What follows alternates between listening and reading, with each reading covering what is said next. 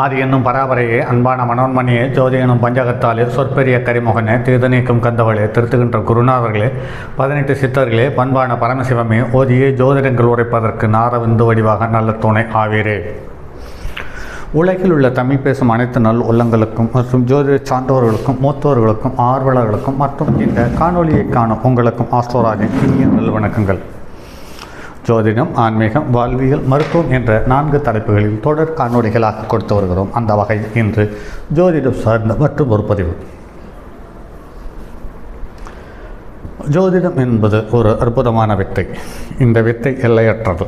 இந்த வித்தையில் சொல்ல முடியாதது என்று ஒன்று இருக்குமா என்றால் இல்லை என்பது அடியணியின் தாழ்மையான கருத்து. அதற்கு நமக்கு போதுமான அனுபவமும் அறிவும் தேவையே ஒழிய இது ரெண்டும் பற்றாக்குறையை இருக்கிறது. ஆக இது ஒரு பக்கம் ஜோதிடம் இருக்கிறது, ஒரு பக்கம் இல்லை என்பது வாதத்தில் ஓடிக்கொண்டிருக்கிறது. இது கிட்டத்தட்ட கடந்த சில ஆயிரம் காலங்களாக இருக்கக்கூடிய முரண்பாடு. அந்த முரண்பாடுகளில் இந்த 21ஆம் நூற்றாண்டு நிறைய தகவல்களையும் பதிவுகளையும் கொடுத்து கொண்டிருக்கிறது. பிரசன்னம், நாடி மற்றும் கேபி, இது இல்லாமல் ஏஎல்பி, இப்படி நிறைய வழிகளில் நவகிரகங்களுக்கும் மனிதனுக்கும் நேரடியாக தொடர்பு இருக்கிறது என்பதை நிறைய விதத்தில் எடுத்துக்காட்டி இந்த உலகிற்கு ஜோதிடத்திற்கும் மனிதனுக்கும் இருக்கக்கூடிய தொடர்புகளை தெளிவாக அடையாளம் காட்டக்கூடிய இன்று பிரசன்ன கர்த்தாக்களும் நாடி ஜோதிடர்களும் எண்ணற்ற மனிதர்கள் உருவாகி இந்த உலகத்தில் அடுத்து தலைமுறை அடுத்து வரக்கூடிய காலங்கள் எப்படி இருக்கும் என்பது சார்ந்த தகவலை பிருகத் ஜாதகத்தில் திரு சரஸ்வதி மேடம் எழுதிய முதல் இன்று திரு ஜி கோபாலகிருஷ்ணன் ஆகிய அவர் மற்றும் ஆதித்ய குருஜி எழுதிய நூல்கள் மற்றும் MM சிஸ்டத்தின் முகுந்தன் முரளி எழுதிய நூல், இப்படி எண்ணற்ற ஜோதிடர்கள் ஆசிரியர்களாக பரிணமிக்கப்பட்டு அல்லது பரிணமித்து கொண்டிருக்கிறார்கள் என்பதில் மாற்று கருத்தில்லை. அதே சமயத்தில் அப்படி ஒரு ஜாதகத்தில் லக்கணத்துக்கு 1, 4, 7, 10 சந்திரன் இருக்கும் பட்சத்தில் அந்த சந்திரனுக்கு உகந்த இடத்தில் புதன், குரு, கேது இருக்கும் பட்சத்தில் அவர்கள் ஆகச்சிறந்த ஜோதிடர்களாக இருக்கிறார்கள். அதே சமயத்தில் லக்கணம் அல்லது லக்னாதிபதிக்கு கேந்திரத்தில் நின்ற கிரகங்கள் தனக்கென்று ஒரு தனிப்பட்ட பாதையை வகுத்து அதில் தன்னை அடையாளப்படுத்தி கொண்டு வாழ்ந்து கொண்டிருக்கிற ஜோதிடர்களில் இவரும் ஒருவர். ஆக இவருடைய ஜாதகம் எப்படிப்பட்டது என்பது சார்ந்த இவருக்கு இப்படி அற்புத யோகத்தை அளித்த அந்த கிரகங்கள் ஏது என்ற தகவலைத்தான் இந்த ஜோதிடத்தில் பார்க்க போகிறோம். இவர் பிருகு நந்தி நாடி என்ற ஒரு முறையில் ஜோதிடத்தை பார்த்து கொண்டிருக்கிறார். இவர் உலகம் முழுவதும் அடையாளம் தெரியப்பட்ட ஒரு அற்புதமான ஜோதிடர் என்பதில் மாற்று கருத்திருக்க முடியாது. வலைதளத்தில் இவர் இல்லாமல் ஒரு வலைதளம் இருக்கிறதா என்றால் இல்லை என்று சொல்லும் அளவிற்கு இவர் பிரபலமான ஒரு அற்புதமான மனிதர். இவர் ஒரு காலத்தில் எனக்கு ரொம்ப நெருக்கமான சூழ்நிலையில் இருந்தார். அதாவது அவரிடம் நெருக்கமான தொடர்பு எனக்கு இருந்தது. இது 2012 முதல் 2015 வரை. தற்போது எனக்கும் அவருக்கும் தொடர்புகள் இல்லை. அதே சமயத்தில் பெரிய கருத்து வேறுபாடுகள், முரண்பாடுகள் இல்லை என்பதையும் இங்கே கருத்தில் கொள்ள வேண்டியதாக இருக்கிறது. அதே சமயத்தில் இவருடைய பதிவுகள் அனைத்தும் ஜோதிடர்களை ஊக்குவிக்கும் தன்மையாக இருக்கும். அதே சமயத்தில் நான் என்ற அகண்டை இல்லாத ஒரு அற்புதமான நண்பர் என்பதில் மாற்று கருத்தில்லை. அப்படிப்பட்ட ஜோதிடரை அடையாளம் காட்டக்கூடிய நவ கிரகங்கள் எது எந்த நிலையிலிருந்து இவரை அடையாளம் காட்டியது என்பது சார்ந்த தகவலை இந்த பதிவில் அல்லது இந்த காணொலியில் பார்ப்போம் நண்பர்களே. இவர் 26/10/1968ஆம் ஆண்டு 1:32 PM, அதாவது மதியத்திற்கு மேல் இவர் ஜனனமாகியுள்ளார். இவர் லக்கணம் அவிட்ட நட்சத்திரம் 1ஆம் பாதத்தில் அமர்ந்து 24.29 பாகை பெற்றிருக்கிறது. சூரியன் சுவாதி நட்சத்திரம் 1ஆம் பாதத்தில் அமர்ந்து 9.40 பாகை பெற்றிருக்கிறது. சந்திரன் மூல நட்சத்திரம் 4ஆம் பாதத்தில் அமர்ந்து 10.49 பாகை பெற்றிருக்கிறது. செவ்வாய் உத்தர நட்சத்திரம் 1ஆம் பாதத்தில் அமர்ந்து 28.10 பாகை பெற்றிருக்கிறது. புதன் அஸ்த நட்சத்திரம் 4ஆம் பாதத்தில் அமர்ந்து 22.40 பாகை பெற்றிருக்கிறது.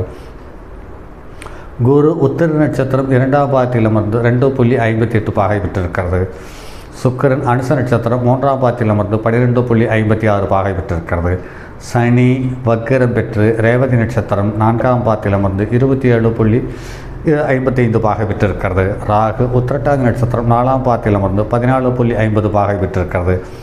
கேது அஸ்த நட்சத்திரம் 2ஆம் பாதத்தில் அமர்ந்து 14.50 பாகை பெற்றிருக்கிறது. பிறந்த போது கேது திசை 1 வருடம் 3 மாதம் 25 நாள். தற்போது ராகு திசை சுக்கிரபுத்தி ஓடிக்கொண்டிருக்கிறது. இது கிரகம் நின்ற நட்சத்திரம் சார்ந்த தகவல்கள். தற்போது கிரகம் நின்ற நிலைகளை பார்ப்போம். இவர் வாழ்நாள் முழுவதும் வாய்ப்புகள் இவரை தேடி வந்து கொண்டிருக்கும் என்பது போன்ற அடையாள குறியோடு இருக்கக்கூடிய முதலையனுடைய சின்னமான மகரத்தில் ஜனனமாகியுள்ளார். லக்னத்துக்கு 2ஆம் இடத்தில் கிரகங்கள் எதுவும் இல்லை. 3ஆம் இடத்தில் ராகுவும் சனி வக்கரம் பெற்றிருக்கிறார். அதற்கடுத்து 8ஆம் இடத்தில் செவ்வாய், இது ஒரு செவ்வாய் தோஸ்த ஜாதகம். 9ஆம் இடத்தில் புதன் குரு கேது, 10ஆம் இடத்தில் சூரியன் நீச்சம், 11ஆம் இடத்தில் சுக்கிரன், 12ஆம் இடத்தில் சந்திரன். இது இந்த ஜாதகத்தில் ஒரு விஷயம் தெளிவாக உணர முடிகிறது. குரு நின்ற வீட்டிலிருந்து சூரியனுக்கும் குருவனுடைய பார்வையில்லை, சந்திரனுக்கும் குருவனுடைய பார்வையில்லை, செவ்வாய்க்கும் குருவனுடைய பார்வையில்லை, சுக்கிரனுக்கும் குருவனுடைய பார்வையில்லை. ஆக இந்த ஜாதகத்தில் ஒளி கிரகங்களுக்கு எதுக்கும் குருவனுடைய பார்வையில்லை என்பது இது இவருடைய குடும்ப வாழ்க்கையில் நிறைய ஏற்ற இறக்கங்களை காட்டியிருக்கிறது என்பதில் மாற்றுக்கருத்தில்லை. அதற்கடுத்தது ஒரு ஜாதகத்தில் 10ஆம் இடம் வலுவாக இருக்க வேண்டும். அந்த 10ஆம் இடத்துக்குரிய கிரகம் வலுவாக இருக்க வேண்டும். அது மட்டுமல்லாமல் 2க்குரியவன் வலுவாக இருக்க வேண்டும். அதே சமயத்தில் 2ஆம் இடத்துக்குரிய கிரகம் வலுவாக இருக்க வேண்டும். அதே சமயத்தில் 5க்குரியவன் வலுவாக இருக்க வேண்டும். லக்னாதிபதி வலுவாக இருக்கும் பட்சத்தில் எதிர்நீச்சல் போடுவதற்கும் அதே சமயத்தில் எதுவாக இருந்தாலும் மோதி பார்ப்போம் என்ற துணிச்சலும் தைரியம் இயல்பாக கிடைக்கும்.